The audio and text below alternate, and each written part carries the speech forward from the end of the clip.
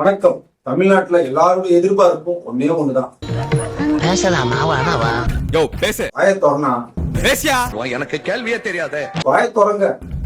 அவர் பேச மாட்டாரு. அவரு பேசாத காரணம் எனக்கு மட்டும் தான்டா தெரியும். 3 வயசு குழந்தைய சீரழிச்சு கொண்டுட்டான். அதுக்காக வாயை திறங்க. வாய்ப்பில்லை ராஜா, வாய்ப்பில்லை. சேலத்தில் தாவேக நிர்வாகி ஒருவர் 7 பெண்களை குறிவைத்து பாலியல் அத்துமீறலில் ஈடுபட்டு அதனை வீடியோவாக பதிவு செய்து மிரட்டிய சம்பவம் அதிர்ச்சியை ஏற்படுத்தியுள்ளது. அதுக்காக வாயை திறனா பேச தேவையில்லாம என்ன பேசுவீங்களாடா? நான் எங்க எப்படி இருக்க வேண்டியவன்? புதுக்கோட்டையில் கூடுதல் வட்டி பணம் தருவதாக சுமார் 40க்கும் மேற்பட்டோரிடம் 15 கோடி ரூபாய் மோசடி செய்து வடமாநிலத்தில் பதுங்கிய தாவேக முன்னாள் நிர்வாகியை போலீசார் கைது செய்தனர். அதுக்காக ஒரு மறுப்பு தெரிவிச்சு வாயை திறந்து பேசுனா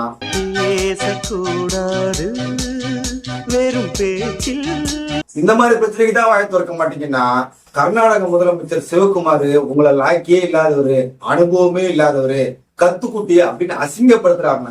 இதுக்காக வாயை திறந்து பேச மாட்டீங்களா? நொட்டுவாங்க. பேத்தனமா பேசாம இருக்கீங்க அப்படின்னு தமிழ்நாடே காத்து கிடக்குது. அண்ணன் எதுக்கு வாயை திறப்பாருன்னு பேசிக்கிறாங்கன்னா, சம்பந்தா கூட பேசுறதுக்கு வாயை திறப்பாரு, சிம்பு கூட பேசுறதுக்கு வாயை திறப்பாரு, திரிஷா கூட பேசுறதுக்கு வாயை திறப்பாரு, ப. சிதம்பரத்துக்கிட்ட பேசுறதுக்கு, வைகோ கிட்ட பேசுறதுக்கு, இவங்க எல்லாத்துக்கிட்டையும் பேசுறதுக்கு வாயை திறப்பாரு. ஆனா பத்திரிகைக்காரங்கிட்ட வாயை திறந்து பேசவே மாட்டாரு. எப்படி சார் இவ்வளவு கரெக்டா சொல்றீங்க? எப்படி? அது பார்த்தாலே தெரியுது சார். உங்களுக்கு 2 வருஷம் டைம் கொடுத்தாச்சு. கட்சி ஆரம்பிக்கும் போதே நான் தான் முதலமைச்சர் ஆயிடுவேன், ஆட்சியை புடிச்சிருவேன், நாங்க வந்து தலைகீழா மாத்திருவோம், அடுத்த நொடி மாறிடும். அந்த வார்த்தையை நீங்க நல்லா கவனிக்கணும். அடுத்த நொடி நான் வந்தா மாறிடும், அடுத்த நொடி நான் வந்தா மாறிடும் அப்படின்னு வரிக்கு வரி சொன்னார்.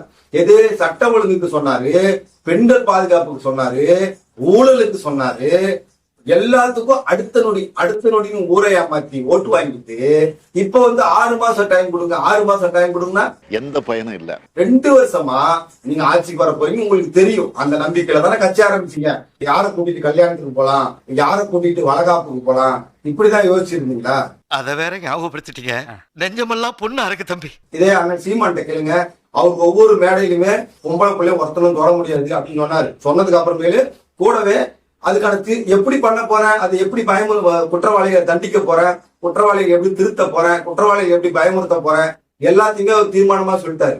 அப்படி ஒரு போல்ட்டா தீர்வையும் சொன்னவருக்கு ஓட்டப்படாம வாயவே திறக்க முடியாத ஒருத்தருக்கு உங்க ஓட்டு போட்டுக்கிறாங்கன்னா, அப்ப இவங்க எப்பேற்பட்ட அறிவாளிகளா இருப்பாங்க? யாரு பேசணுமோ அவரு பேச மாட்டாரு. ஆனா பேசக்கூடாத தற்குறிகள் எல்லாம் பேசிட்டு இருக்கு. சமீபத்துல ஒருத்தன் ஒரு போஸ்ட் போட்டுக்கிறான், படிச்ச டேம் கட்டுறதுக்கு ஏன் எல்லாரும் சண்டை போடுறாங்க?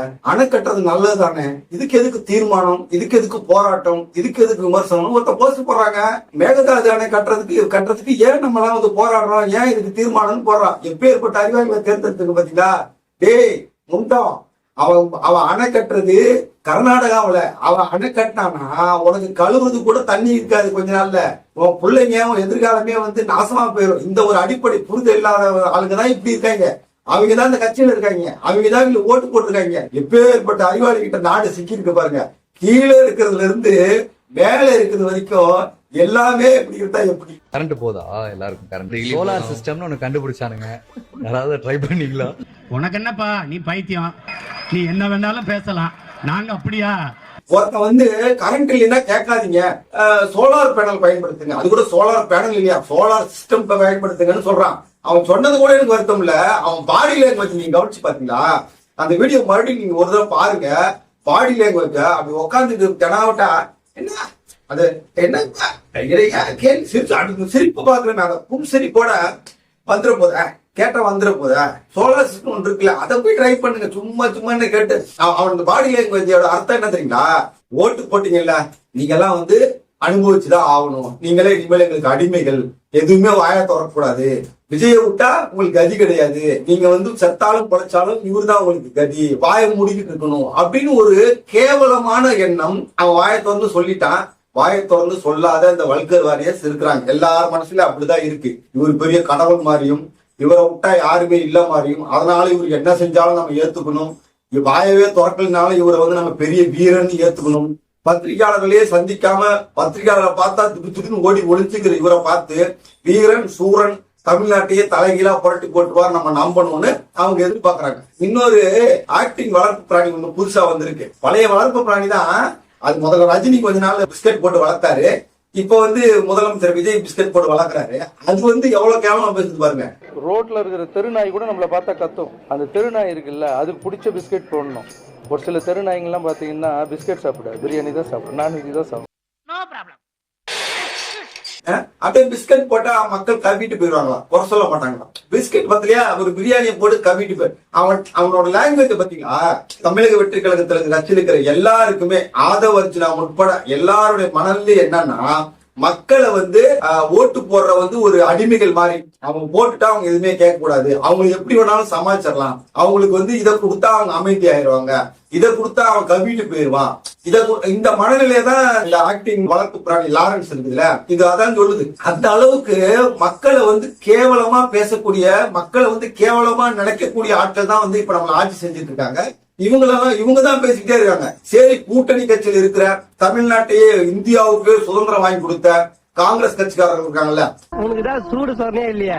பதவிக்கு ஆசைப்படாத, உப்பு போட்டு சோறு சாப்பிடுற, சொர்ணை உள்ள, ரோசம் உள்ள, வெள்ளை வேட்டி வெள்ளை சட்டை போட்டு இருக்கிற காங்கிரஸ்காரங்க இருக்காங்கல்ல, அவங்களாவது யோ வாயை திறந்து பேசியா, முதலமைச்சர் வந்து இது மாதிரி பேசாம இருந்ததே இல்லையா என்னைக்குமே, வாயை திறந்து பேசுங்க, ஒரு வார்த்தை நீங்க சொல்லுங்க, உங்களை தவிர மத்த எல்லாருமே பேசுறான், ஏன் பேச மாட்டீங்கன்னு காங்கிரஸ்காரனும் கேட்க மாட்டாங்க. காங்கிரஸ்காரனுக்கு 2 மந்திரி பதவி கொடுத்தோடனே பேசாம அவங்களும் அமைதியாயிட்டாங்க. சரி, அவருதான் பேச மாட்டாருன்னு பார்த்தா ஏதென்ஸ் நகர வீதியிலே, பாலஸ்தீனத்திலே, இஸ்ரேலிலே, கிரேக்கத்திலே அப்படின்னு முழக்கமிட்டு என்னைய மாதிரி வீரம் ஒருத்தன் இருக்கானா, நான் தான் வந்து தமிழ்நாட்டுக்கே வந்து வீரன், பேச்சாற்றல் மிக்கவன், அதை தடுத்து நிறுத்தினேன், இதை தடுத்து நிறுத்தினேன், ராஜீவ் காந்தியே மிஸ்டர் ராஜீவ் காந்தி அப்படின்னு பேசுனேன்னு ஒருத்தர் முழங்கிட்டு இருப்பாருல, கருப்பு சட்டக்காரர், யாரு? நம்ம வைகோ தான் சொல்றேன். உங்களை அடிச்சுக்க முடியாது, என்ன அடி சிங்கிறீங்களே. அவரு பாருங்க, அவரு வாயை திறந்து பேசுறாரு. தமிழ்நாடு வந்து ஆட்சி சிறப்பா இருக்கும், உங்களுக்கு எல்லாம் வந்து இவ்வளவு நாள் உங்களை எல்லாம் தலைவர்னு நம்பி இருக்கும் பாரு. நாங்கெல்லாம் நான்லாம் திமுக வந்து சப்போர்ட் பண்ணி இருக்கும் போது இவரெல்லாம் வந்து கட்சி ஊட்டியாம போனாரு, இவர் இருந்தா என்ன கட்சி வரைக்கும் நினைச்ச பாத்தீங்களா?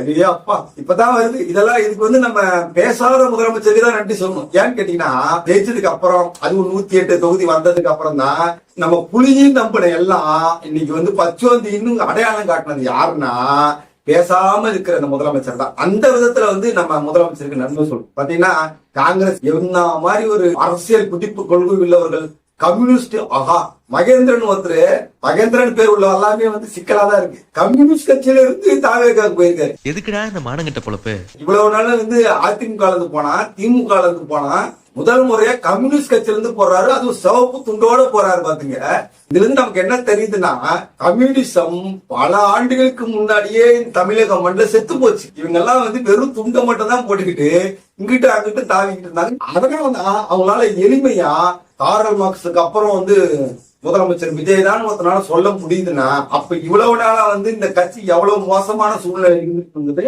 நம்ம தெரிஞ்சுக்கணும். இந்த 2026 தேர்தலுக்கு அப்புறம் எனக்கு ஒரு பெரிய டவுட் வந்துச்சு. இவ்வளவு மக்கள் வந்து அறியாமையில இருக்காங்களா, இவ்வளவு மக்கள் வந்து பகுத்தறிவு இல்லாம இருக்காங்களா, புரிதல் இல்லாம இருக்காங்களான்னு பெரிய டவுட் வரும்போது ஒரு ஆங்கில பழமொழி படிச்சேன்.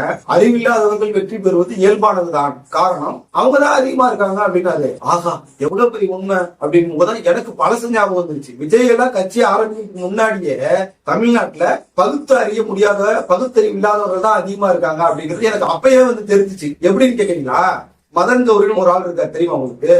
அவரு வீடியோவை தான் நிறைய பேர் பாக்குறாங்க. உண்மையிலுமே பகுத்தறிஞ்சு பாக்குறவன், நூலகங்களுக்கு போறவன், புத்தகங்கள் நிறைய படிக்கிறவன், பல செய்தி சேனல்களை பாக்குறவன், எதை நல்லது கெட்டதுன்னு பகுத்தறிஞ்சு பாக்குறவன், அந்த அவர் வீடியோ பார்த்து பயப்படுவானா? அவர் வீடியோ பார்த்து முதல்ல நேரத்தை வீண் பண்ணுவானா? நல்லா தெரிஞ்சவனுக்கு அந்த வீடியோ பார்க்கும் போதே தெரிஞ்சு போயிடும். ஏற்கனவே நமக்கு தெரிஞ்சதை தான் சொல்றாரு, அதுல வேற கொஞ்சம் கலந்து ஈயடிச்சா காப்பி பண்றாருன்னு நமக்கு தெரியும். இப்ப அது ஒரு சாதாரணமா நாளா பரவாயில்ல, அவருக்கு தான் ஃபாலோவர்ஸ் அதிகம், அவர் வீடியோ தான் நிறைய பாக்குறான், இப்ப இல்ல பல வருஷமா. அப்ப அதை பார்க்கும் போதே எனக்கு டவுட் வந்துச்சு. ஆஹா, அறிவு இருக்கிறவங்களோட அறிவு இல்லாதவங்க தான் அதிகம் போல அப்படின்னு நினைச்சேன்.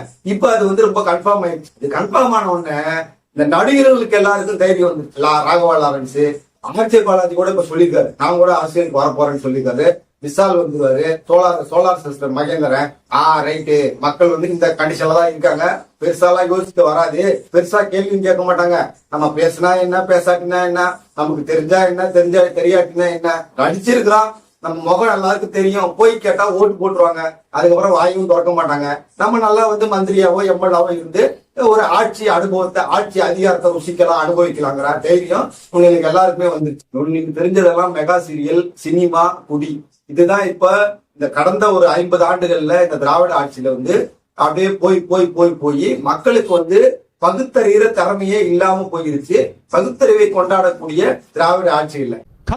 விடிவு காலம் எப்ப வரும் அப்படின்னா, பிரெஞ்சு புரட்சி போது நடந்த மாதிரியோ, வங்காளதேசத்துல நடந்த மாதிரியோ, இல்ல மியான்மர்ல நடந்த மாதிரியோ நெருக்கடிகளை சந்திக்கும் போது, ஆஹா இது தப்பானவங்களுக்கு நம்ம கிட்ட வந்துட்டாங்க, அதனாலதான் நம்ம வாழ்க்கை எப்படி போயிடுச்சு, இது அறிவு ஒருவேளை அப்பதான் வரும். ஆனா எனக்கு ஒரு நம்பிக்கை இருக்கு. தமிழ் மக்கள் கொஞ்சம் பேரா இருந்தாலும் தமிழர்களிடத்திலேயே இன்னும் கொஞ்சம் அறிவுள்ளவர்கள், பகுத்தறிவுள்ளவர்கள் இருக்கிறாங்க. அவங்கதான் கொஞ்சம் கேள்வி கேட்கறாங்க. அதனால வருவதற்கான வாய்ப்பு இருக்கிற மாதிரி எனக்கு தெரியுது. பொறுத்திருந்துதான் பார்ப்போம்.